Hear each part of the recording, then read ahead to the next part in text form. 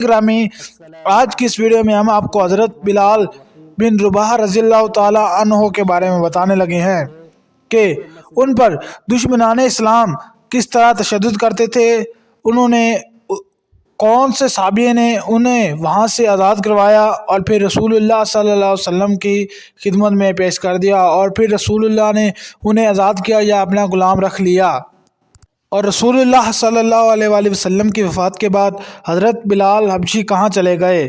ناظرین گرامی، انہی تمام تر سوالات کے جوابات آج کی اس ویڈیو میں ہم آپ کو بتائیں گے۔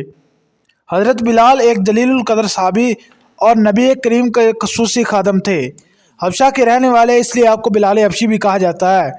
بعثت نبوی کے آغاز میں امیہ بن خلف کے غلام تھے۔ جیسے ہی کلمہ حق سنا تو آپ نے اسلام کی دعوت سے روشناس ہوئے اور آپ نے فوراً ہی لبیک کہا اور مشرف بے اسلام ہو گئے۔ ظالم آقا اطلاع ملتے ہی مشتعل ہو گیا، کیونکہ اسے دین حق اور نبی کریم کی ذات گرامی سے شدید بغض تھا۔ حضرت بلال کو اسلام سے برگشتہ کرنے کے لیے اس نے ہر طرح کے مظالم ڈھائے۔ کبھی چل چلاتی ہوئی دو میں انہیں بٹا دیا جاتا، کبھی جلتی ہوئی ریت پر انہیں لٹا دیا جاتا، ان کے جسم پر کوئی پتھر رکھ دیا جاتا تاکہ وہ حرکت بھی نہ کر سکیں، کبھی ان کے گلے میں رسی ڈال کر وباش نوجوانوں کے ہاتھ میں تھما دیا جاتا، ان کو تپتی ہوئی کنکریوں پر گھسیٹا جاتا۔ ان سب مصائب و آلام کے باوجود ان کی زبان سے صرف آہد آہد ہی کا نعرہ نکلتا تھا۔ ظلم و ستم کا یہ حال تھا کہ حضرت ابو بکر سے دیکھا نہ گیا، انہوں نے منہ مانگی قیمت دے کر حضرت بلال کو خرید لیا، اللہ کے راستے میں آزاد کر دیا۔ لیکن آزادی کے بعد وہ اپنے ملک حبشہ جانے کے بجائے نبی مکرم کے خادم خصوصی بن گئے۔ نبی کریم نے امہات المومنین کے گھروں کی ضروریات کے سلسلے میں ساز و سامان کی فراہمی کا معاملہ انہی کے سپرد کر دیا، جسے وہ بڑی خوشی سے اور خوش دلی سے انجام دیا کرتے۔ حضرت بلال کے مقام و مرتبہ کا اندازہ اس واقعے سے لگایا جا سکتا ہے۔ نبی کریم جان رحمت جب سفر معراج سے واپس تشریف لائے تو آپ نے بلال حبشی سے دریافت کیا کہ معراج کے موقع پر جب میں جنت کا مشاہدہ کر رہا تھا تو اپنے سامنے تمہارا جوتوں کی چاپ سن رہا تھا، اور مجھے یہ محسوس ہو رہا تھا کہ جہاں سے بھی گزرتا ہوں تو میرے سامنے ہو۔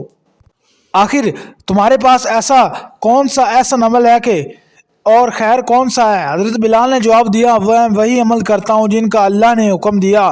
آپ نے ہدایت فرمائی ہے، البتہ آپ صلی اللہ علیہ وسلم ہی ہدایت کی روشنی میں سے ایک نفل عبادت کا اہتمام ضرور کرتا ہوں، وہ یہ کہ میں ہمیشہ باوضو رہنے کی کوشش کرتا ہوں۔ جب میرا وضو ختم ہو جائے تو میں وضو کر لیتا ہوں، اور وضو کے بعد میں تحیۃ الوضو کے طور پر 2 رکعت نماز بھی پڑھ لیتا ہوں۔ یوں تو حضرت بلال کے بہت سی خصوصیات ہیں، لیکن آپ کی امتیازی خصوصیت یہ تھی کہ آپ کو موزن رسول ہونے کا بھی اعزاز تھا۔ ہجرت نبوی، ہجرت کے بعد جب نماز کے لیے بلانے کا طریقہ پر مشورہ کیا تو عبداللہ بن زید کا خواب سن کر حضور نے کہا کہ یہ اللہ کی طرف سے ہی ہے، اور اسی طریقے کو پسند کرتے ہوئے حضرت بلال کو اذان دینے کا حکم دیا۔ چنانچہ حضرت بلال رضی اللہ تعالی عنہ نے مسجد نبی کی ایک بلند مقام پر تاریخ اسلام کی سب سے پہلی اذان دی، اور یہ تھی، اور حضرت بلال کی پہلی یادگار اذان صبح کے سناٹے میں حضرت بلال اذان دینے کے لگے تو اذان دیتے ہوئے خود بھی محصور ہو گئے، اور مدینہ منورہ کی فضاؤں کو بھی مست و مخمور کر دے رہے تھے۔ کلماتی اذان کی صدا دل نواز سن کر صحابہ کرام کے دلوں میں تو ہلچل مچی ہوئی تھی، اہل کتاب اور منافقین بھی متاثر ہوئے بغیر نہ رہ سکے، لیکن یہ تاثر ان کے پتھر جیسے دلوں کو پگھلا نہیں سکا، بلکہ یہ سوڑ کر ان کی جھنجھلاہٹ اور بڑھ گئی، اور کہیں اذان بلال دعوت حق و فروغ اور اشاعت اسلام کا مزید ایک اور ذریعہ نہ بن جائے۔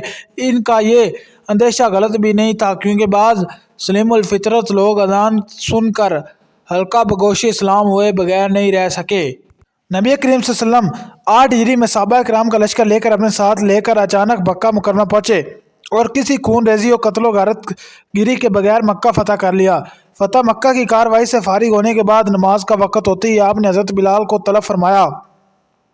بلال حبشی رضی اللہ تعالی عنہ نے حاضر ہو کر خدمت میں آپ نے ان سے فرمایا کہ وہ خانہ کعبہ کی چھت پر کھڑے ہو کر اذان دے۔ حضرت بلال اذان دینے لگے تو اپنی زندگی کا صبر آزما اور اذیت ناک ماضی نیز در خشندہ حال یہ دیکھ کر ان پر رکعت طاری ہو گئی۔ نبی کریم صلی اللہ علیہ وسلم کے تاثر کا عجیب و غریب حال تھا، صحابہ کرام بے حد متاثر ہو رہے تھے۔ باشندگان مکہ کے دلوں پر دہشت اور گھبراہٹ کی کیفیت طاری تھی۔ وہ یہ سوچ کر حیران و پریشان ہو رہے تھے کہ امیہ بن خلف کا مجبور و مظلوم غلام آج خانہ کعبہ کی چھت پر اذان دے رہا ہے اور سننے والوں کے دلوں کو تڑپا رہا ہے۔ یہ تھی حضرت بلال کی دوسری یادگار اذان نبوی صلی اللہ علیہ وآلہ وسلم۔ نبی صلی اللہ علیہ وآلہ وسلم کے انتقال ہوا تو سب سے زیادہ متاثر و مغموم ہونے میں حضرت بلال بھی تھے۔ دیار مدینہ میں سرکار مدینہ ان کی آنکھوں سے اوجھل ہو گئے تو ان کی آنکھوں میں اندھیرا چھانے لگا، زندگی اجیرن ہو گئی۔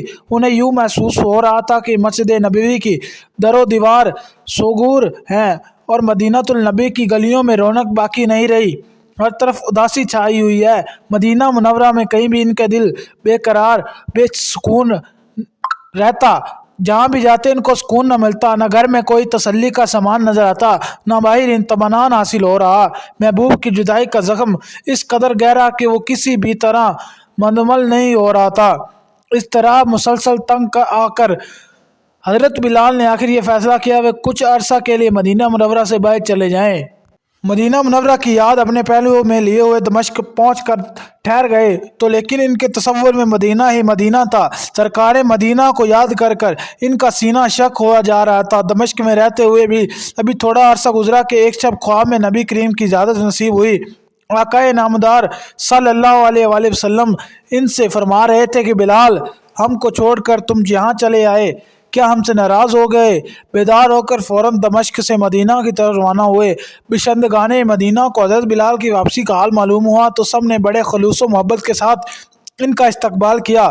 حضرت بلال مدینہ منورہ پہنچے تو فوری طور پر اہل مدینہ کے دلوں میں خیال پیدا ہوا کہ نبی کی حیات طیبہ میں حضرت بلال جس طرح ہر نماز کے لیے اذان دیا کرتے، اسی طرح پھر اذان کا سلسلہ شروع کر دیں۔